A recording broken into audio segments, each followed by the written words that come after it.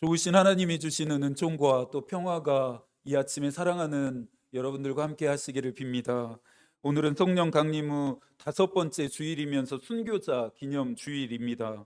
감리회는 하나님의 뜻과 사역을 전파하기 위해 교회를 지키고 또 믿음으로 행하다가 순교하고 또 순직하고 납치되거나 고난받았던 감리 교인을 추모하기 위해서 매월 6월 넷째 주일을 순교자 기념 주일로 지키고 있습니다. 우리에게 복음이 전해지기까지 많은 분들의 희생과 헌신이 있었음을 우리는 잘 알고 있습니다. 감리회 안에도 교회를 지키고 믿음을 지키려다가 희생당한 많은 믿음의 선배들이 있었습니다. 감리회 최초의 평신도 항일 순교자인 최인규 권사가 바로 그들 중 한 사람입니다. 강원도 동해에 있는 천국교회 권사였던 최인규 권사는 1940년 신사 참배를 비롯한 한국 식민화 정책을 거부하다 체포되었습니다. 징역 2년의 수감 생활을 하는 동안 갖은 고문과 회유에도 끝까지 믿음을 지키다가 1942년 12월 16일 대전 형무소에서 숨을 거두었습니다. 최윤규 권사는 재판을 받는 과정에서 기독교를 박해한 로마는 망했다. 일본은 우리 민족을 못 살게 하는 죄악을 회개하지 않으면 반드시 멸망할 것이다라고 일갈했습니다. 어떤 순간에도 어떤 사람들 앞에서도 최인규 권사는 올곧은 믿음의 기계를 꺾지 않았습니다. 그는 가지고 있었던 재산 모두를 감리회 유지재단에 기부했고 이 일에 대해 양주삼 총리사가 표창하려고 했지만 받을 이유가 없다면서 거절합니다. 1930년대에 대부분의 교단이 신사 참배를 결의했을 당시 감리회도 1938년 10월 신사 참배를 결의했습니다. 이와 같은 상황에서 작은 시골교회 권사가 신사 참배에 홀로 맞섰음은 결코 작은 일이 아니었습니다. 여러 차례의 노력과 청원 끝에 2023년 10월 제84회 순국 선열의 날에 최인구 권사는 건국훈장 애족장에 수서되었습니다. 풀어야 할 문제들이 많은 감리회에 있지만 이처럼 감리회는 아름다운 믿음의 선조들의 이야기가 있는 교단입니다. 능력 있고 유명한 사람이 되는 것은 오히려 쉬운 것 같습니다. 그러나 진실하고 아름다운 사람이 되는 것은 참 어렵습니다.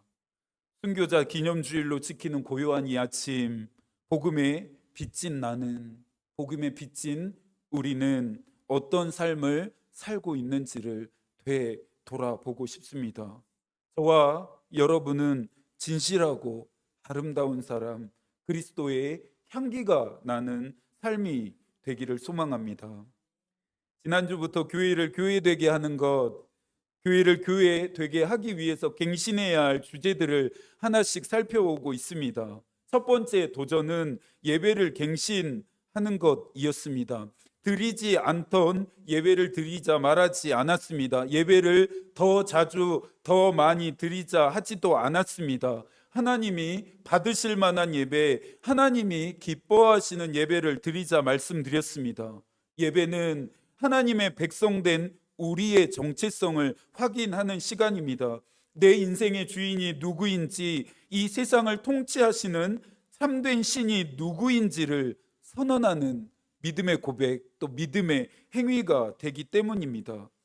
아바드와 샤하라라고 하는 단어를 통해서 예배는 나보다 높으신, 나보다 크신, 나보다 위대하신 하나님 앞에서 엎드리고 무릎을 꿇으며 이마를 땅에 대고 순종과 헌신을 표하는 것임을 확인했습니다. 이 마음과 태도로 우리는 주의를 지키고 예배해야 합니다. 이 마음과 이 태도로 주의를 지키지 못하게 하고 예배를 온전히 드리지 못하도록 하는 모든 감정과 모든 상황과 피 흘리기까지 우리는 싸워야 합니다. 목사님, 주일 하나 지키고 예배 한번 드리는 일에 그렇게 비장하게까지 말씀하실 필요가 있을까요? 라고 물으시겠습니까? 예, 그렇습니다. 그래야 합니다. 더한 말로도 주의를 지키고 예배 드리는 것의 중요함을 얼마든지 강조할 수 있습니다. 주일과 예배가 여러분들의 인생의 최우선이 되게 하십시오. 이것을 지키지 못하도록 무너지게 하는 유혹과 미혹과 상황과 치열하게 싸워 내십시오. 주일과 예배를 최우선으로 삼는 자들에게 하나님이 어떻게 갚으시는지 그 이야기를 저에게 들려 주십시오. 그리스도인들은 예배를 예배하지 않습니다. 예배는 신중에 신이시고 주중에 주시며 크고 위대하신 하나님을 예배해야 합니다.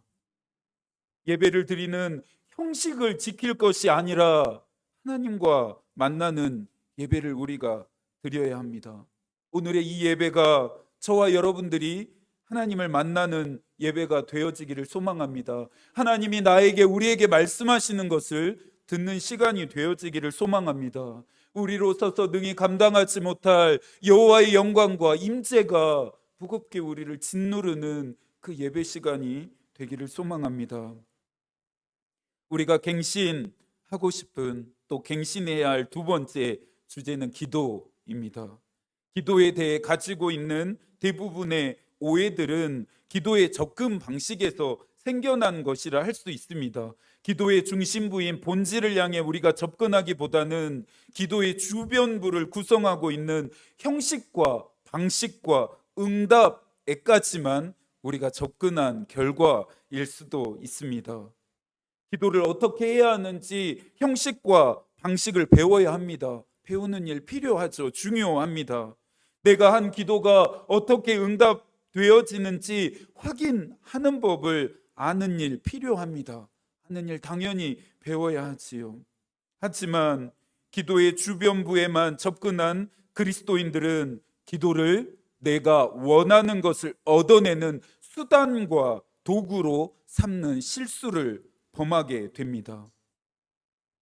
제가 질문할 테니까 여러분 마음속으로 한번 대답해 보시겠어요? 사랑하는 여러분, 왜 기도하십니까? 여러분 무엇 때문에 기도하시나요? 기도해야 하기 때문이고 기도할 제목이 있기 때문이라고 대답하실 것도 같습니다. 목사님이 기도하라고 하셨잖아요 라고 대답하시기도 할 것 같습니다. 기도해야 합니다. 기도해야죠.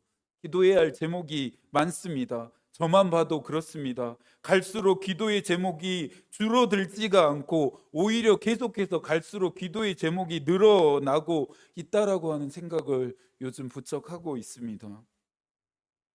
기도의 갱신을 말하면서 여러분들이 드리는 기도가 잘못되었다라고 말하는 것이 아닙니다. 지난 시간에도 그랬던 것처럼 기도를 우리가 하되, 기도를 많이 하되, 열심히 하되, 하나님이 원하시는 기도, 하나님이 받으시는 기도를 해 보자는 것입니다. 기도의 주변부에만 머물렀던 우리가 이제는 본질인 기도의 중심부를 향해서까지 나아가자 도전하는 것입니다.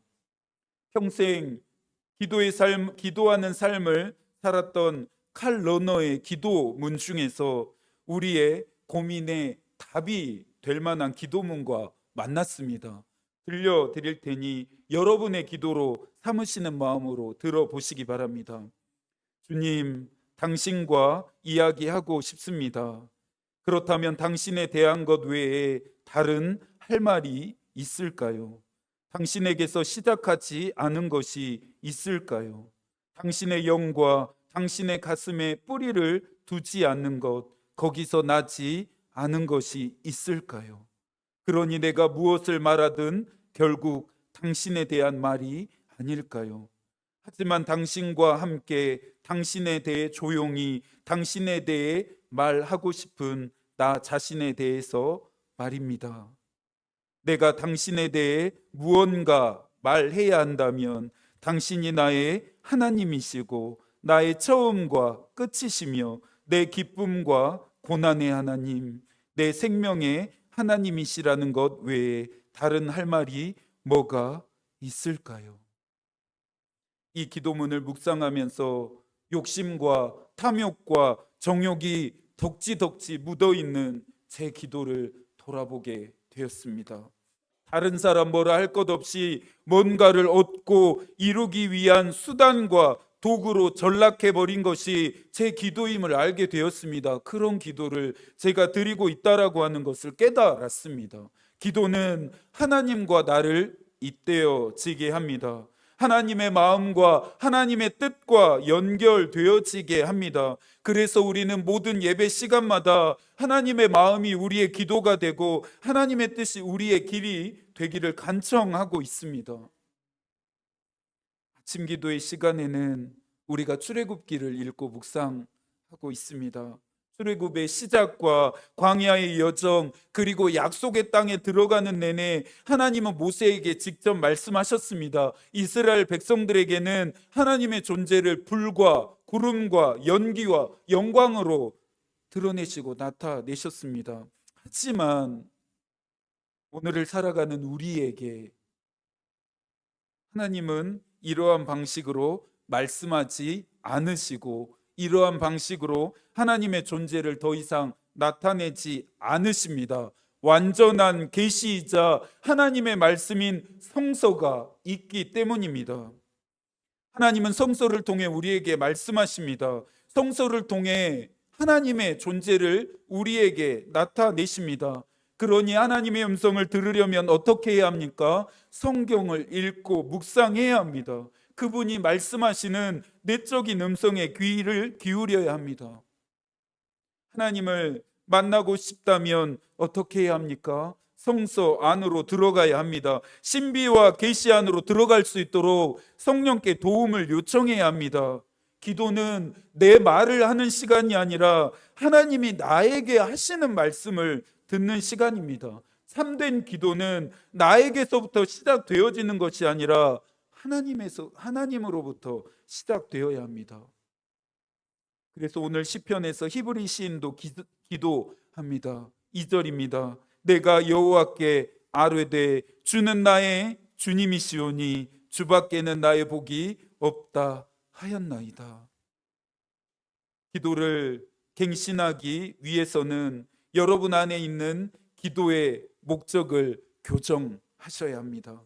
기도는 내가 얻어낼 것을 위해서 하는 것이 아니라 하나님을 만나기 위해서 하나님과 사귀기 위해서 하는 것으로 고치시고 새롭게 하셔야 합니다. 그래야만 지속적으로 꾸준하게 기도할 수 있습니다. 시편 16편에서 히브리 시인이 드리는 이 기도가 진실하고 아름답게 들려지는 이유가 무엇입니까? 우리처럼 욕심과 탐욕과 정욕에 매몰되지 않고 기도하고 있기 때문입니다. 내 의도와 내 계획대로 하나님이 움직여 주시기를 요청하고 있는 것이 아니기 때문이죠. 히브리 시인은 하나님 앞에 기도로 나아갑니다. 기도를 통해 하나님과의 만남을 요청합니다. 1절입니다. 하나님이여 나를 지켜주소서 내가 주께 피하나이다. 아침 기도의 시간을 사랑하는 여러분들이 반드시 지키시고 또 가지실 수 있기를 바랍니다. 예배당에 나오실 수 있다면 나와서 기도하십시오. 또 나올 수 없는 상황이라면 아침 시간을 구별해서 여러분이 있는 장소에서 기도하십시오. 그 어떤 일보다 그 어떤 시간보다 하나님께 나아가 하나님을 만나는 일로 여러분들에게 주어진 하루를 시작하십시오. 하루를 향한 하나님의 마음과 뜻을 구하십시오. 기도하시면서 여러분에게 말 걸어오시는 하나님의 그 음성을 들으십시오. 기도를 통해 하나님과 대면을 요청하는 자, 기도를 통해 하나님의 마음과 뜻을 묻는 자, 기도를 통해 하나님의 말씀하시는 자에게는 하나님이 주시는 은총이 있는데요. 9절입니다. 함께 읽어 볼까요? 이러므로 나의 마음이 기쁘고 나의 영도 즐거워하며 내 육체도 안전히 살리니. 앞선 8절에서 이브리 시는 뭐라고 고백합니까? 내가 여호와를 항상 내 앞에 모심이여 그가 나의 오른쪽에 계심으로 내가 흔들리지 아니하리로다. 루터에게 기도는 정해진 시간과 틀이 아니라 말씀과 함께 움직이는 영적 호흡이었습니다. 여러분 혹시 숨 쉬는 법을 배우셨습니까? 여러분만의 숨 쉬는 노하우가 따로 있으신가요? 물론 스포츠나 특별한 상황에서는 호흡의 방식과 규칙이 중요합니다. 그러나 일상적인 상황에서는 다릅니다. 기도가 어렵고 힘겹게 느껴지는 이유, 기도가 부담이 되는 이유는 기도를 특별하게 생각하기 때문입니다. 서두에서도 말했던 것처럼 방법론적으로 접근하고 있기 때문입니다. 내 육체가 살기 위해서 자연스럽게 숨을 내쉬듯이 내 영혼이 살기 위해서 자연스럽게 해야 하는 것이 기도입니다. 기도는 특별한 것이 아니라 일상적이어야 합니다. 기도는 형식적이기보다 자연스러워야 합니다. 기도하는 거 어려우시죠? 뭐라고 기도해야 할지 몰라 답답하시죠? 오랜 시간 기도하고 큰 소리로 부르짖으며 기도하고 신령한 언어들로 기도하고 뜨겁게 기도하는 것이 기도의 모범, 기도의 표준처럼 여기는 한국 교회 안에서 믿음 생활을 해야 하니 당연히 가지게 되는 어려움입니다. 이런 기도의 모습들이 잘못된 것은 아니지만 외적인 기도의 모습과 함께 이제 우리는 내적인 기도의 능력을 배울 수 있어야 합니다. 에드윈 퀴스는 기도는 사람의 영혼을 내쉬고 하나님의 영을 들이마시는 것이다라고 기도에 대해 정의합니다. 웨슬리에게 기도는 하나님과 깊은 사귐이었습니다. 하나님은 우리와 친해지고 싶어 하십니다. 예배당과 예배 시간 안에서만 만나게 되는 형식적인 관계가 아니라 우리의 모든 일상, 모든 장소, 모든 시간에서 자연스럽게 여러분을 만나고 싶고 여러분과 동행하고 싶고 여러분과 교제하고 싶고 여러분과 사귀고 싶어 하십니다. 서로 다른 두 사람이 서로 사귀어 가면서 연인 관계로 발전하는 것처럼 말입니다. 사랑했을 때 생각해 보시겠어요? 사랑하는 사람과 대화하는데 방식과 규칙을 정해놓고 대화하셨습니까? 사랑하는 사람과 대화하는 시간과 장소를 따로 정해 놓으셨나요? 사랑하는 사람과 대화하는데 일방적으로 내 이야기만 하셨었나요?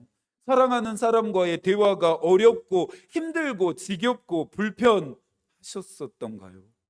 그렇지 않았잖아요. 그렇지 않으셨잖아요. 그럴 리가 없습니다. 만약 그랬다면, 목사님 그랬어요 라고 대답하신다면 그 사람을 향한 내 사랑이 가짜였거나 아니면 그 사람을 사랑하는 마음이 식었거나 둘 중에 하나일 것 같습니다. 하나님과의 관계도 똑같습니다. 하나님을 대함도 사랑하는 누군가를 대하듯이 편하고 자연스럽게 대하시면 됩니다.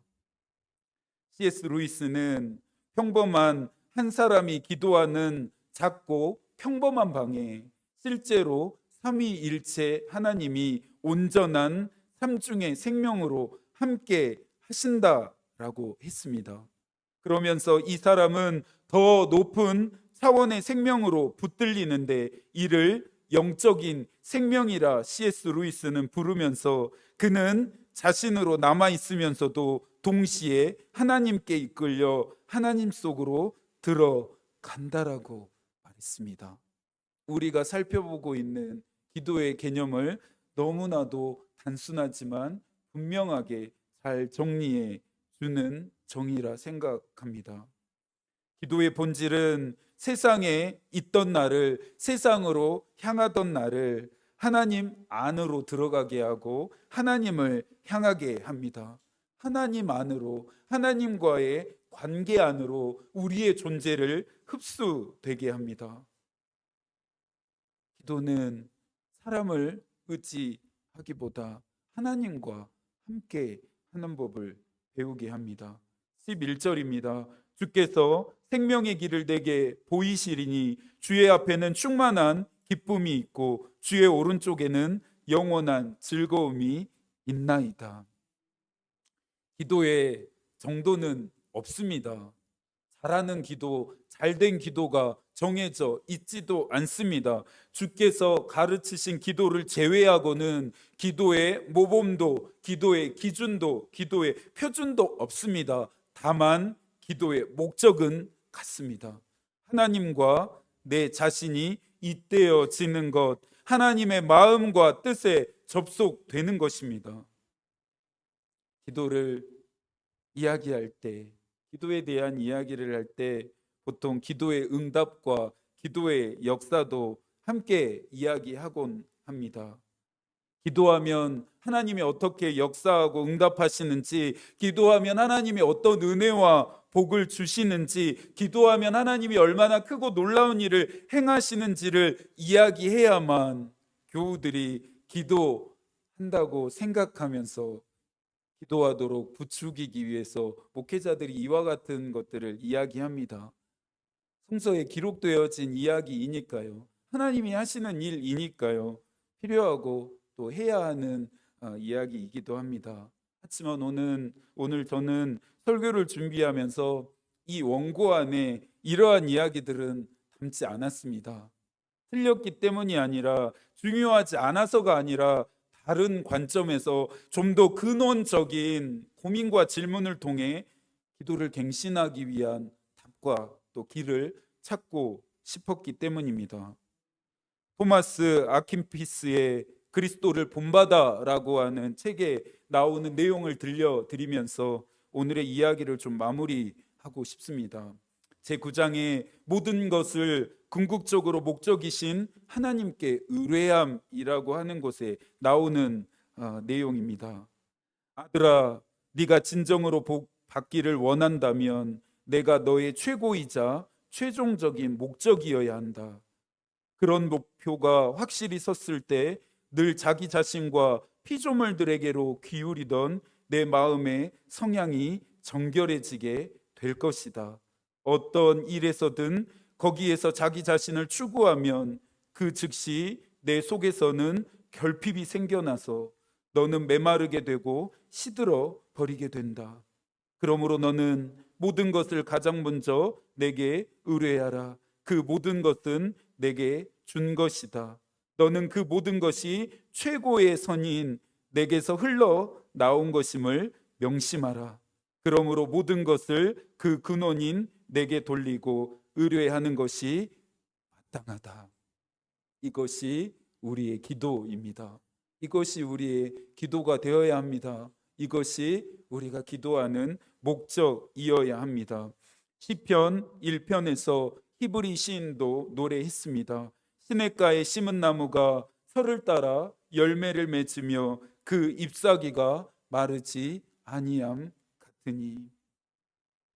고요한 이 아침 하나님을 만나고 싶은 여러분의 마음이 더 깊어지고 간절해질 수 있기를 소망합니다. 더딘 속도일지라도 한 걸음 한 걸음 더 가까이 그분께 다가서려는 애씀과 노력이 시작되어질 수 있기를 바랍니다. 그분의 마음과 그분의 뜻에 여러분의 존재가 더 단단하게 심겨지게 되기를 축복합니다. 이 한 주도 하나님이 여러분들에게 말씀하시기를 기도하겠습니다. 하나님의 마음이 우리의 기도가 되고 하나님의 뜻이 우리의 길이 되기를 빕니다. 아멘.